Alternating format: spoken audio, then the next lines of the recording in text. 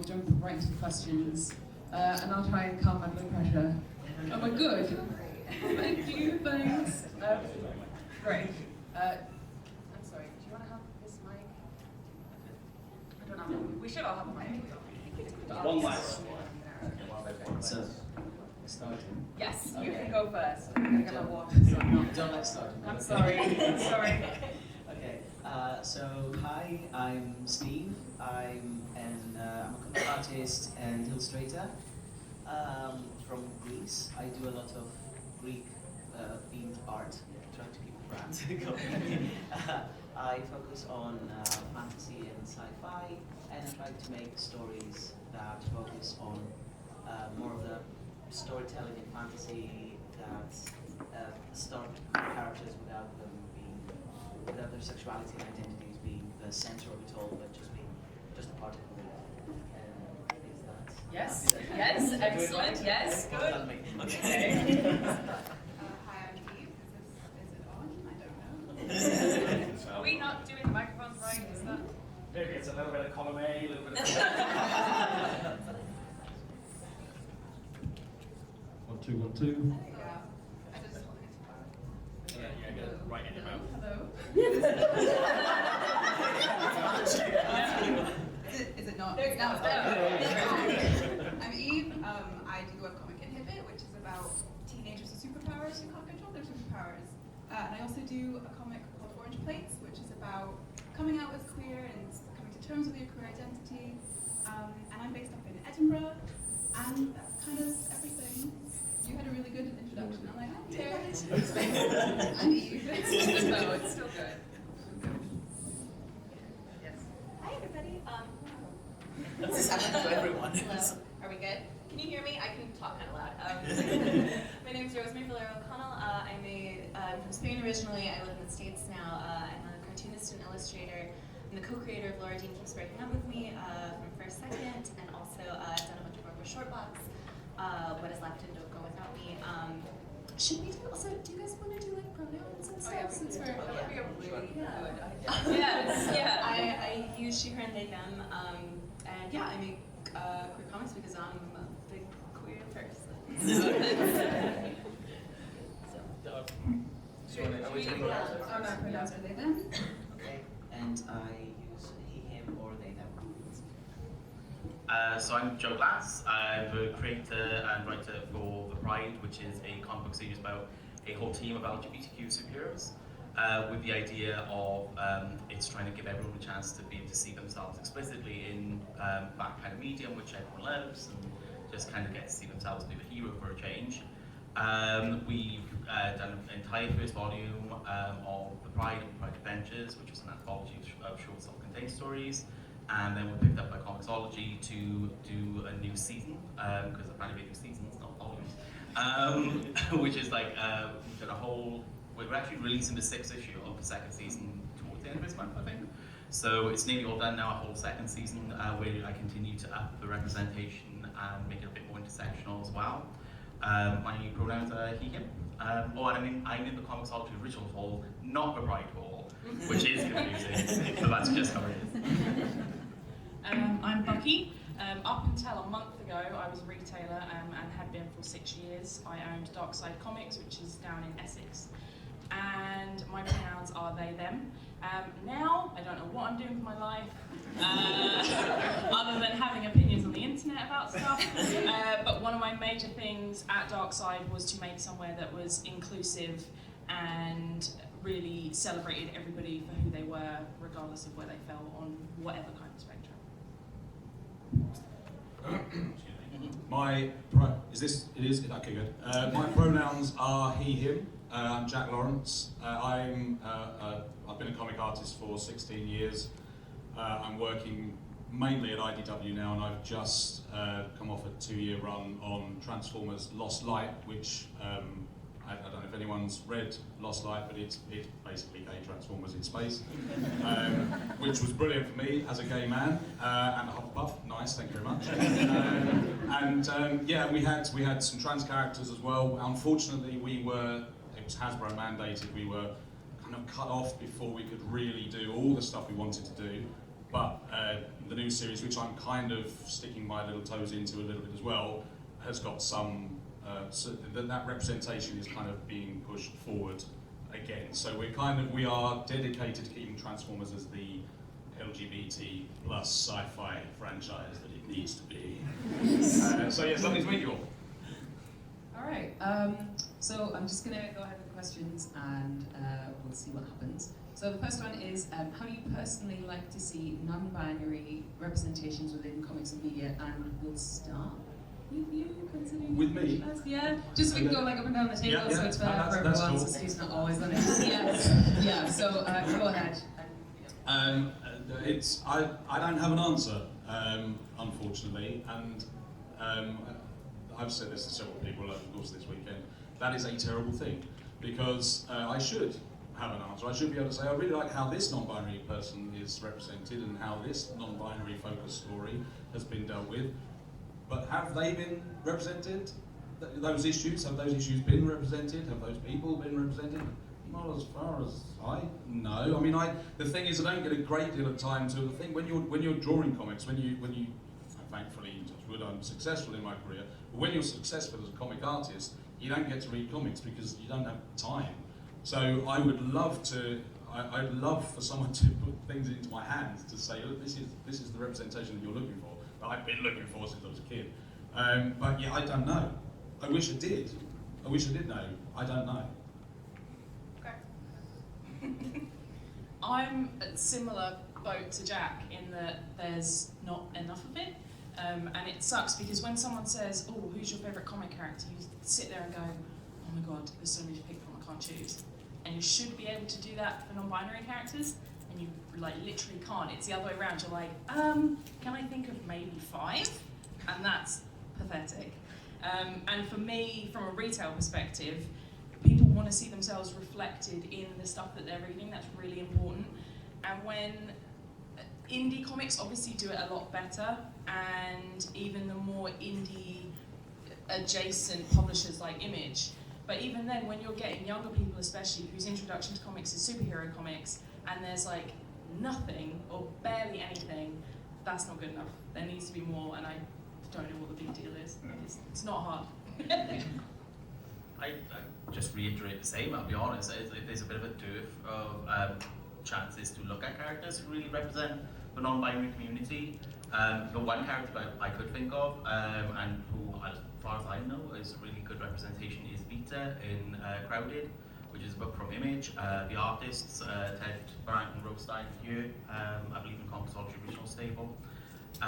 They done a really great job, I think, with that character because the character's not desexualized in any way. It's not all ages, it's not adult, it's sort of in between, but like they don't treat the character in any kind of different way. They're just there and they just rock and they're totally badass as well. So I'm just like, it's the best kind of the bit representation that I'm aware of. But other than that, there's really not much to choose from, sadly. So I think in general, if you are looking to consume work that feels representative without being capital R checked off like representation, like someone acts sort of trying to capitalize on what we're thinking of now as representation, the best place to find any of that is in self-published work, in indie comics, in things that people are doing without having to go through sort of the gatekeeping of the publishing industry, of the industry in general, of art directors, of sort of anyone that is imposing, you know, the like hegemony of the publishing industry, whatever that is, you know, whether we're talking about like cis hetero patriarchy, we're talking about white supremacy, like the people that get to operate outside sort of the larger, I don't know, the industry are usually the people that are expressing themselves to like the best of their ability in the least edited way. It's they're people that are just making the work that they want to make, and that is often, I think, for a lot of us, or for I'll only speak for myself. I know this is a panel that's I think going to be very personal to all of us, so I'll only speak for myself here. But the work that I find that feels the closest and that feels the truest to me is just, you know, people that are not necessarily concerned with capital D diversity, capital R representation. They're just making the work that is natural and is instinctual for them to make because that is who they are, that's the life that they live, those are the characters that they care about.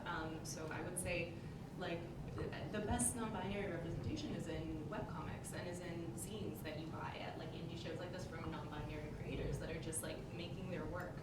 And I mean, but there's also, I mean, On a Sunbeam, Jeremy Cerise's Curveball is one of my favorite. Avery in that book is, I think, one of the best, well, I won't say best, but just like when I think of sort of like a book that you can pick up in like a Barnes & Noble or something that has like a non-binary main character and the whole story is just kind of about their life and about their romances and about their relationships. Like, and Jeremy is a queer creator who like imbues queerness sort of like visually, thematically, whatever, in all of his work, and I think that care and that like that interest in sort of like just showing our community for what it is as like beautiful and messy and like ugly and complicated and great is so present in that book. So yeah, read Curveball and buy indie people's work, people that haven't had the chance to be published. Yeah, I mean, I agree with absolutely everything that's been said. There is so little representation of non-binary people. It's hard to say this is how I like to see it, but how I would like to see it is I'd like to see more explicitly femme or explicitly masc non-binary people, especially people who go by she, her, or he, him pronouns, because there is sort of the stereotype of, you know, the skinny, white, androgynous, they, them person, and so many of the non-binary community exist outside those boundaries. So I think in the future, I would like to see more people who are like, look, they have a larger chest or, you know, a beard. We have some bearded non-binary people. It's, yeah, like, we exist. Sorry, making my name notes, not saying.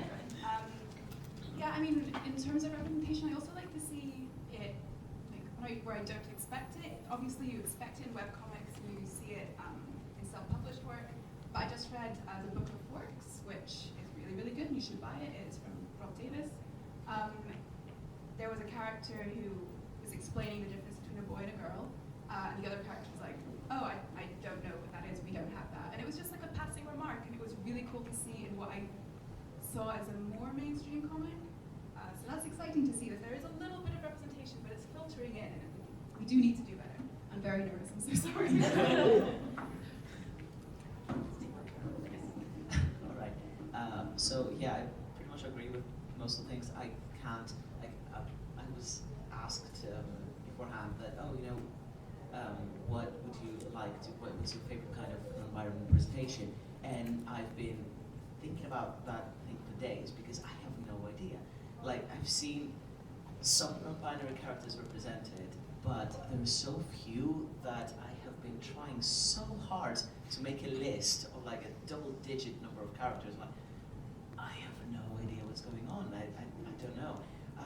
I feel that sometimes you get characters that are said by that the creators say that they are, oh yes, this character is non-binary, but it doesn't. It's not explicitly shown at all. There is just a passing remark in an interview or in a comment in the last page of the comic book, and when you kind of squint, you can kind of see it, but it's not really there. It's not part of the actual text.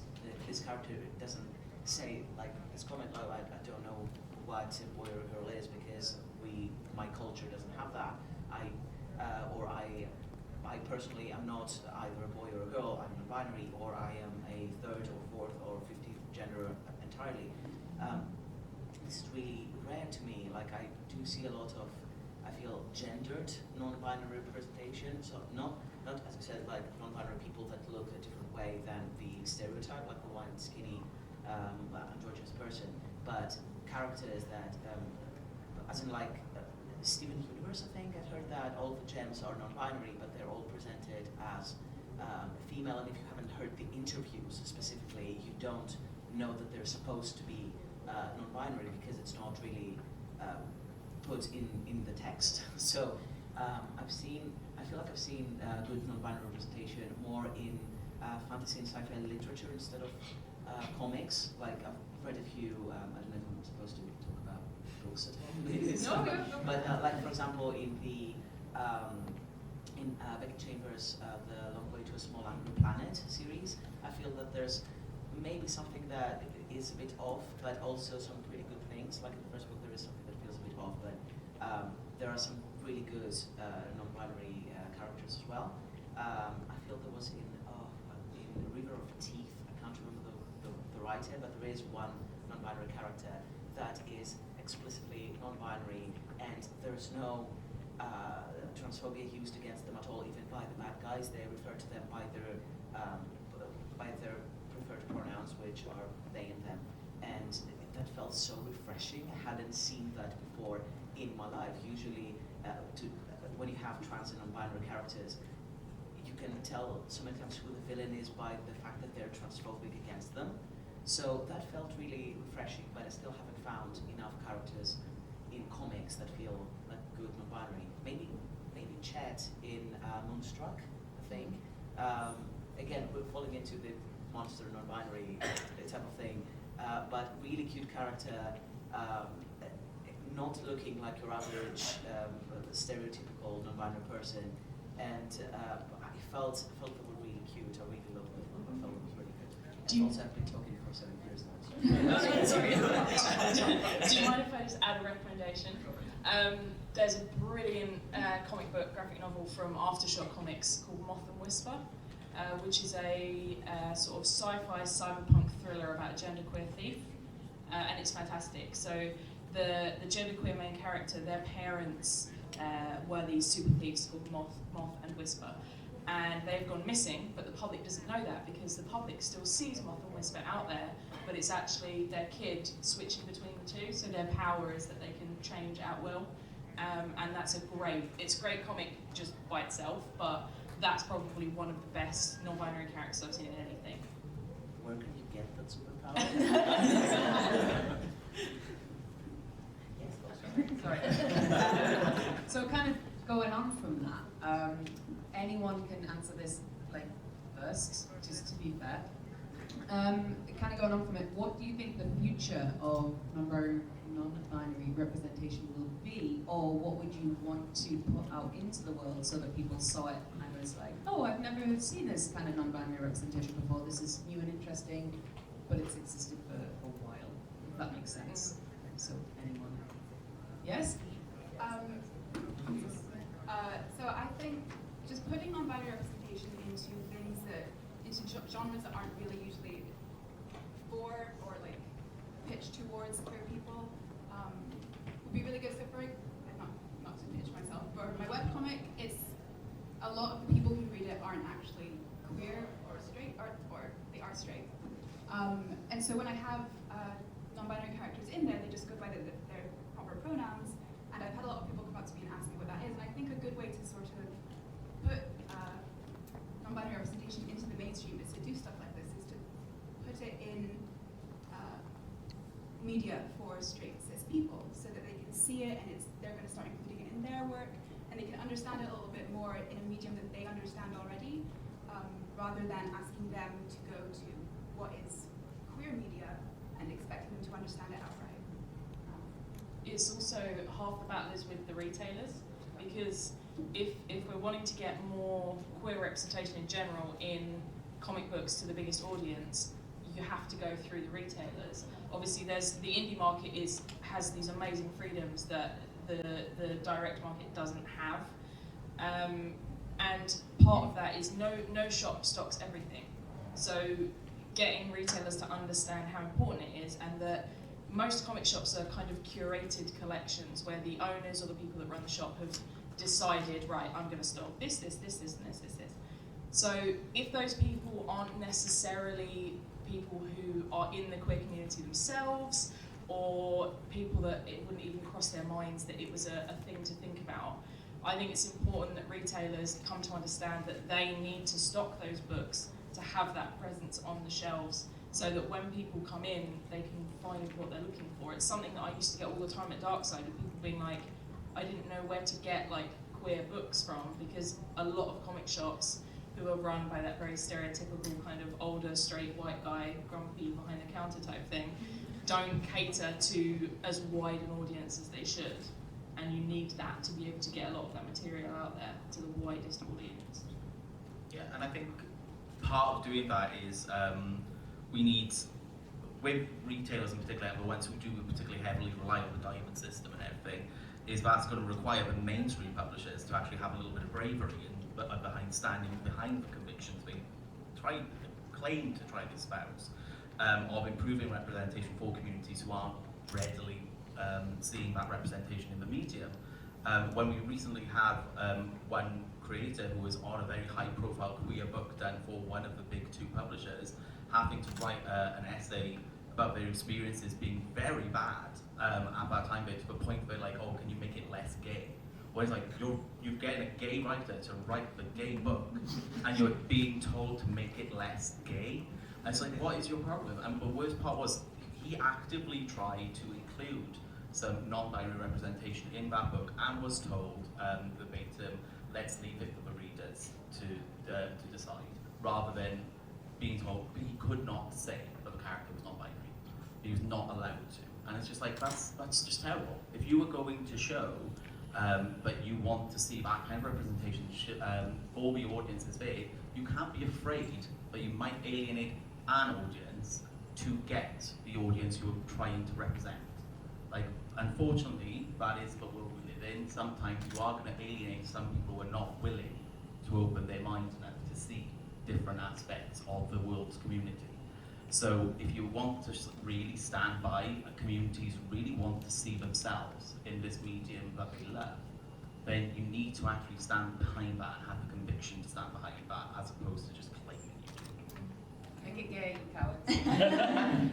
Literally, I mean, I'm very glad that you guys are bringing up publishers and booksellers, because I feel like so often when I'm in these conversations, or when I've seen these conversations that happen sort of like between like marginalized creators about sort of like making the work that they want to make or whatever, it feels like the onus falls on those creators to sort of like figure out a way. Like, we are so often the ones having the conversation with like the people that have the resources, the people that sort of like decide what work is readily available are, I don't know, sort of like excused from being kind of the central focus in the conversation, when they are the ones that are usually sort of like keeping, I don't know, deciding who gets the book deal and deciding who gets the resources, because the creators are out there. Like, the work, every single type of story from every single type of person you could possibly want to see is being made out there, but there are people that are deciding who gets the opportunity and the resources to like be able to mass produce that work, to be able to have that work come overseas, to be able to make enough money off of that work to survive. So I mean, in an ideal world, the landscape of comics, like, you know, you would love to see non-binary authors, comics creators, cartoonists, you know, getting paid a living wage to tell whatever stories they want to tell with whatever type of like representation, or not, like, I don't know, any type of character they want, any type of story they want, any type of genre they want. Because I do also think that like seeing yourself reflected in media is vital, but it is, I think we should always prioritize real people over, you know, like it'll always be more important than like a non-binary creator is getting paid, getting recognized, getting whatever to write anything, than that you know, a cis creator is getting paid to write about trans or non-binary people. Yeah, and like what you mentioned as well, about holding the people who have those kind of resources as well to account. Because like, one of the things I always used to get early days in Pride, now when I'm doing this LGBTQ, as much as possible book, I still have a limit of 9 characters in that book at that point. I was like, that's nowhere near going to cover everyone. Like, this community is so fluid, so diverse, but there's no way I'm going to cover the entire LGBTQI spectrum in 9 characters. So I would always get people coming up to the table, even with just a few issues in, just being like, oh right, well, do you have this kind of representation, this kind of representation, and also be like questioned on how much there was and what I had visible. And like, sometimes it's bad, because I just had to feel like, I don't actually, and I'm just, the only reason I don't is I don't have space yet. And the only thing I would say to that person then is, do you ask these questions of Batman as well? Because like, they've got like 4 Batman books a month. Like, they've got space. You're still straight and boring. Exactly. And you feel like, you know, that world should be incredibly diverse, but it's like, it's 9 times out of 10 white characters, white straight size characters, and it's just like, they've literally so much option, so much chance for them to do that, and they're not doing it. And it's just like, yes, absolutely support and look for independent creators and small press creators who are actually putting that work out there, but can only do so much. when you really want to see that kind of change, you should also question the people who are actually in the power to make that change. Because, like I say, they're the ones who are in the power. Yeah. Exactly. There's this whole issue that, like for me, for example, is a huge problem. Like I live in a small country, in a small conservative country, so there's this huge problem, like what you mentioned, like from the publishers. Actually, what got I was approached by a publishing company, someone to make some children's comics, like, but don't make them gay though. Like, right? I won't. I gave them the mock-ups, and they all start like, at least I'm like, okay, I'm gonna add some strong female characters at least, since I'm not allowed to be queer in them, and they got outright rejected for being too gay. So it's like there are no opportunities for people of the community, especially like in smaller countries, in smaller industries where there's so much control over.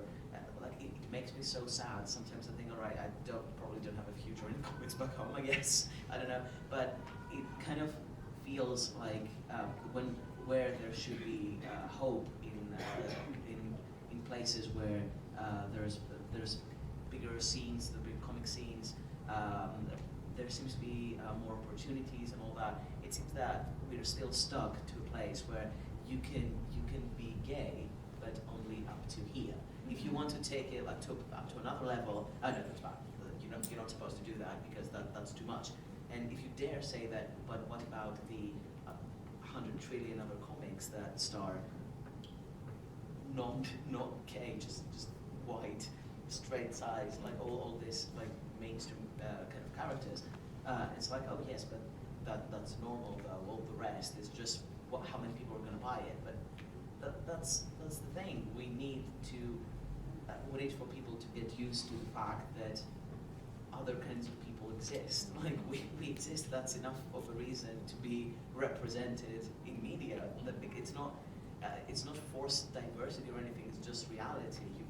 Most people know more queer and diverse people than they can count, just because we're not allowed to present ourselves freely, and people just think, oh yeah, that's a normal person. It's this whole stereotype that, oh, you're not like the others though. Like, how many others do you know?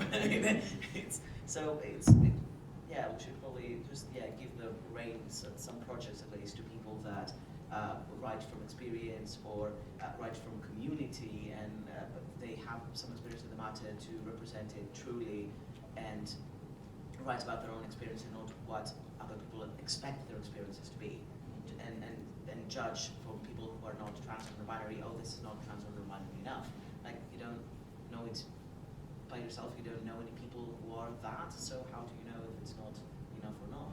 So just give a chance. That's my point. Traditionally, the powers that be at comics publishers it's an old boys club, and it's really hard. They don't die. It's really hard. But things are finally changing, and I mean I don't really speak for IDW.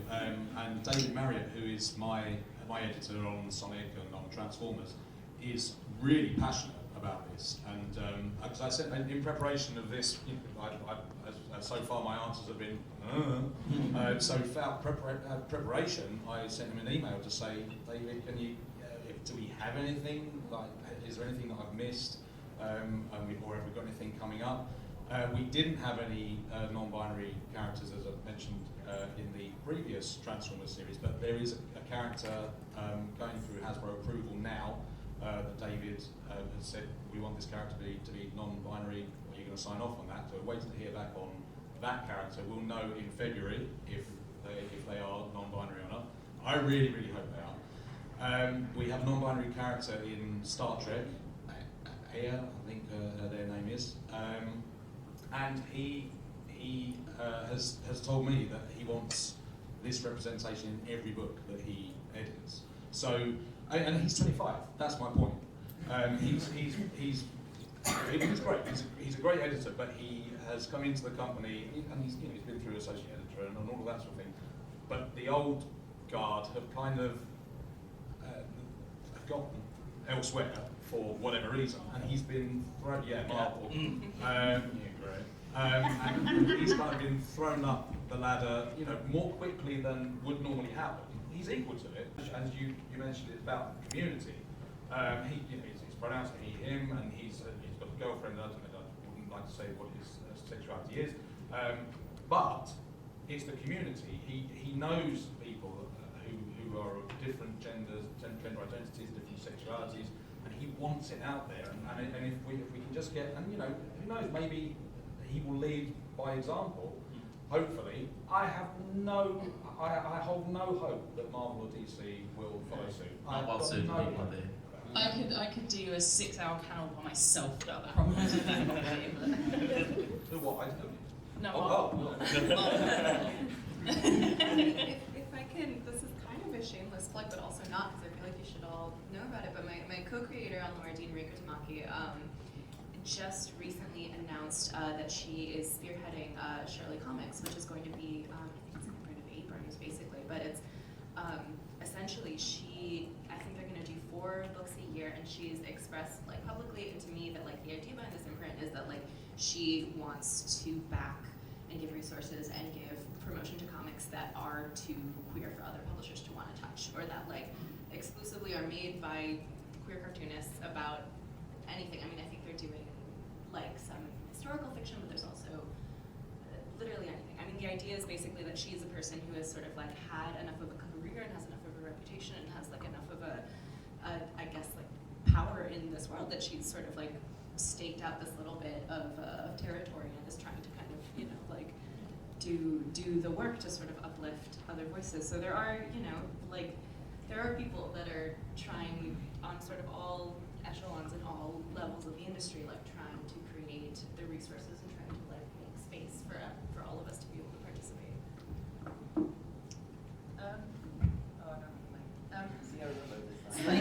Yes, thank you, my wonderful co-host. I was just going to say we've kind of got a few minutes left, so if you're happy, we can take a question. Yes, as long as you're all really nice. So we'll do like the hands up kind of thing, and I'm just going to pick people. So I'm sorry if you don't get picked. It's, you know, we don't have time. So hands up for anyone. I did see your hand up first, so if you want to go first, and I'll give the mic, and then I'll just point at people when they're done. Yeah, more questions. Well, in general, about slightly more towards Jack Torrance. Are you, for example, I was a great fan of Authority when it first started, written by Warren Ellis. There was Midnight and Paul, who were, in a very nice way, being gay displayed. But later, after Warren Ellis left, it was transformed into the punchline of, oh, they're gay, they're getting big, called, shouted, thrown about, and you're not kind of scared that somebody else taking power over Transformers kind of undoes all these non-binary characters that finally been lifted becomes the punchline. Is it?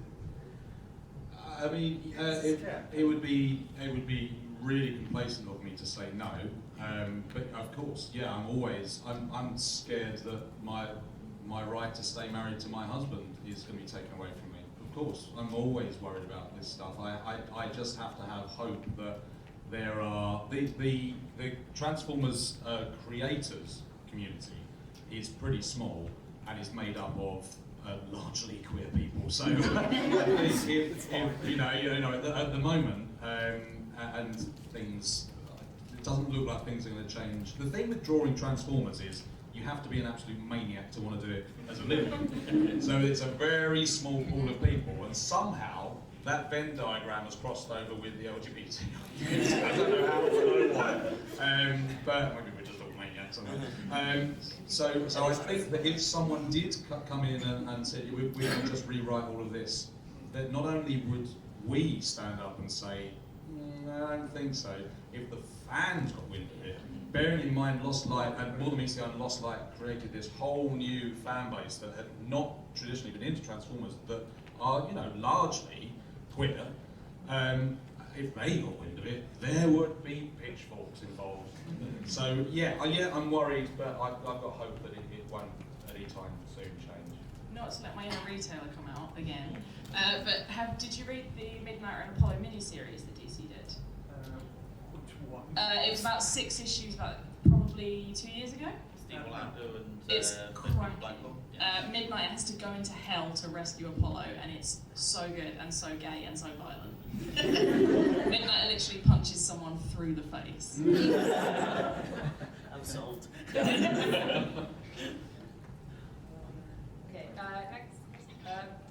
Hilda. Hi. My question is when you are doing non-binary characters, because as you said you do have limited space, and you are opening up representation to a traditionally underrepresented group, you do have kind of responsibility that comes with that might kind of weigh on you. And then because you have limited space, and because queer people have traditionally been coded as villains, it makes it really difficult trying to portray that character in the way that you would necessarily want to. Like if you've got 9 characters and one's non-binary and you need to have someone die, or whatever it is, it's really difficult. So my question for you is how you try and navigate writing characters when you have all these different societal things and representation things, and then you also have people who are reading your comic maybe being very emotionally invested in those characters beyond normal because that's their first time seeing them. Does that make sense? Yeah. So, for my answer, I would say sensitivity readers.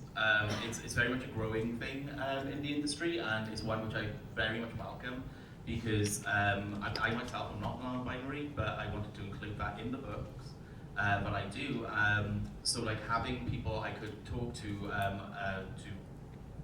give me insight into aspects of the community that I'm not part of, to make sure that I'm not stepping on toes, I'm not doing anything which is part of a trope which maybe I've missed that I'm not aware of or anything like that. And it's incredibly useful, incredibly great that we now have this resource to use. And like I say, I swear by sensitivity readers. The second season of The Pride, which we're doing at the moment, includes both an asexual character, which I'm not myself asexual, so I didn't know. Wanted to make sure I wasn't going to be insulting in how I was having the character explain his asexuality to a character who's not ace. And I had run that scene by a friend of mine who's ace, and they were like, hey, it was very useful to know that they felt it was fine, and to know that, okay, great, I'm doing work and I'm doing all I can to make sure I'm not going to insult someone, but also having that point in your head to know that you are not going to please everyone. Likewise, there was similarly a trans plotline in the second season again, which I knew was going to have elements which some people are going to find upsetting and that aren't going to be too welcomed, I guess, by some people. But went through several trans sensitivity readers who did read it and said, look, I'm fine with it. I think you're going to find that, yeah, there are going to be people who are upset. You can't please everyone.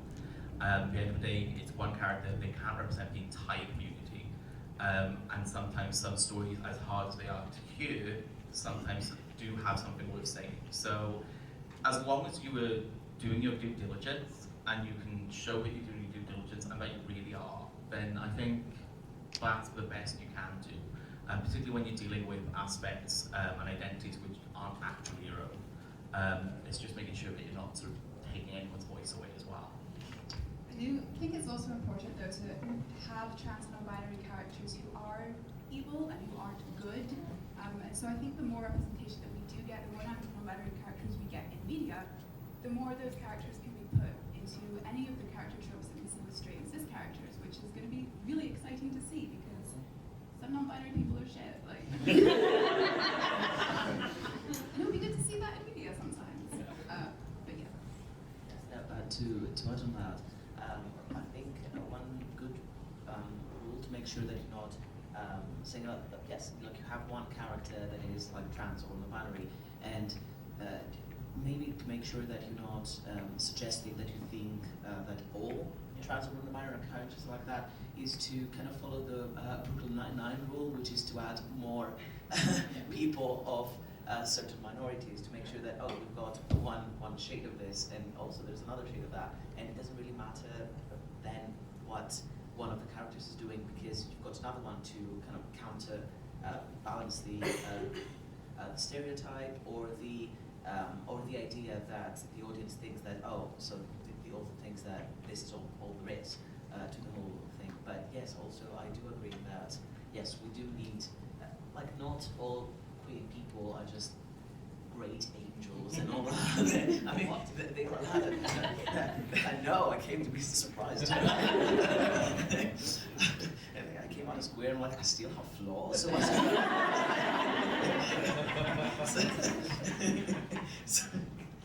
So yeah, pretty much, just add queer people to your cast, both in the good guys and the bad guys, and then you've got all shades of it, and it's really good. Yeah, I mean, I would echo what you said. I mean, pay sensitivity readers. If you are writing any character that is like outside of your personal lived experience, like get other eyes on it. Like you will have blind spots, and it's worth paying people for their knowledge and for their time so they can help you sort of correct that.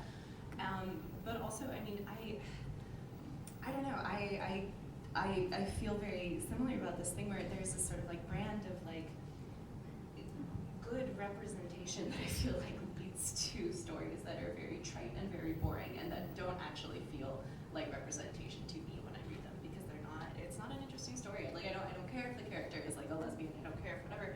I feel nothing. Like this is not. It's not a good character. So like, what is there about? Maybe it checks a box, but this isn't a story that I'm interested in reading. So I go back and forth.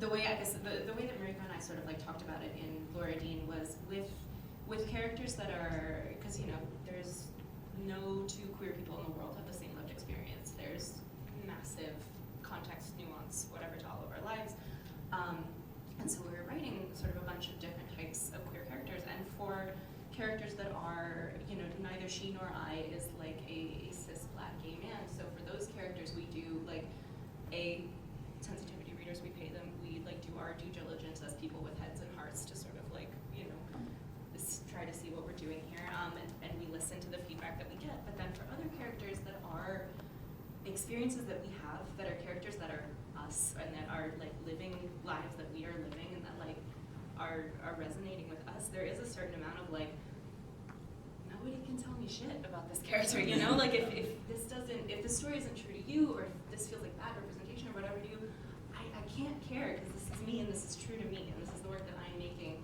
And if it's true to me, it'll probably be true to someone else. So I don't know, yeah, honesty and integrity, I guess, to the best of your ability in your work is like. I think a good example without being true to yourself thing, and yet people sometimes will think that's bad representation or something. In mainstream at the moment would have been Iceman, and how Iceman came out in Marvel, which, yeah, granted, was written by a straight guy, so maybe wasn't the best way to handle it, but like the way it was done, everyone sort of picked on the fact that like, oh, Jean outed him, or Jean made him gay because she read his mind, or whatever. And it's just like, no, to me, I was like, this very much rung a bell. This is how I came out. Like, people knew I was gay before I was gay, before I did. You know, so it's just like, it happens. And a lot of audience people would say it was bad representation, and I genuinely think like, actually, no, that felt very real to how that works. And some people then say about how, oh, in the past though he had girlfriends, so why he should be bi then? And it's just like, no, gay men can have had girlfriends. That does happen. I had several. They were very big beards, bigger than this one. It does happen. I mean, that's the danger of the single story, isn't it? Right? That people are gonna like get after you because your one character can't be every possible form of representation. Not to toot my own horn, but just a little bit. I'm actually a sensitivity reader. I work with Kieran Gillen on the comic Die. There's a character in there who has one hand, and the first time I actually encountered that, which to me was representation because it was before I came out as a lesbian, was Monstrous, the really fantastic comic. And I looked on the cover and I was like, oh my god, she has one hand. And I was like, am I seeing this right? And then I bought it and I read it and I was obviously blown away. And then I think the feeling of that, the validation, is what the queer community needs as a whole, because we don't have that. You see so many people who you're like, oh wow, Superman's just this tall, strong man. That's not just from a lesbian point of view. But, you know, it's just one of those things where it's sort of like, I just want to see this because I want the validation to be good or bad. Like, I want to be shit sometimes, and I need someone else who is going to give me that. And I think having people who do that is really important. And we're almost done. Are we done? 1 minute left. 1 minute. Oh, right. Yes, go for it. This is tangentially related. Okay, great. Can we please stop making non-binary characters who are aliens, robots, and shapeshifters? I'm none of those things. I like I Yeah. think it's cool. Like, I understand that that's sort of a stepping stone into getting non-binary representation. Alien, it's easy to make, either a man or a woman. If you're a shapeshifter, you can change. I can't. I actually love Alien and Robot non-binary. Yeah, I know a lot of, I do know some people who, You can't. sorry? You can't. Oh. I do know some people who like to put non-binary characters. They see themselves in robots or aliens. Like they do like that representation, but I don't think that's good for every character. Yeah. Like if you are not non-binary, don't do that, please. And on that note, we're done. Thanks, everyone.